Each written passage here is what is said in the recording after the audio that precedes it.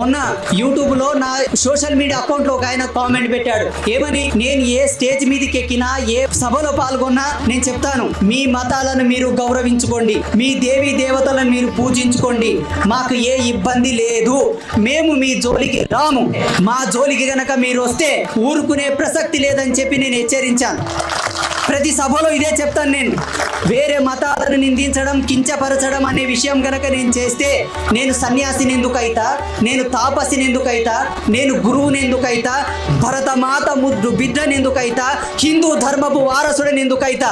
మేమెవరిని కించపరచం, మేమెవరి జోలికి రాము.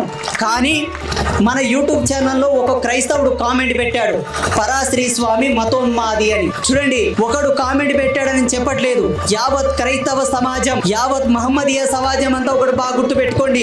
హిందూ అనేవాడు మతోన్మాది అయ్యుంటే, హిందూ అనేవాడు మతోన్మాది అయ్యుంటే ఈ దేశంలో ఇన్ని మసీదులు, ఇన్ని దర్గాలు, ఇన్ని చర్చిలు వచ్చేవే కాదు.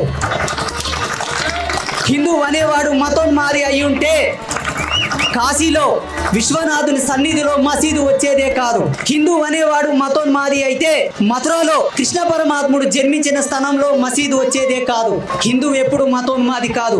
మతోన్మాదులు ఎవరో తెలుసా? మతోన్మాదులు ఎవరో తెలుసా? నీ దేవుడు ఎక్కడ పుట్టాడు, నీ మతం ఎక్కడ వెళ్ళి విరుస్తుంది, నువ్వు ఎక్కడొచ్చి ఎవరిని మతోన్మాది అంటున్నావో నీ మనస్సాక్షి నువ్వే ప్రశ్నించుకో.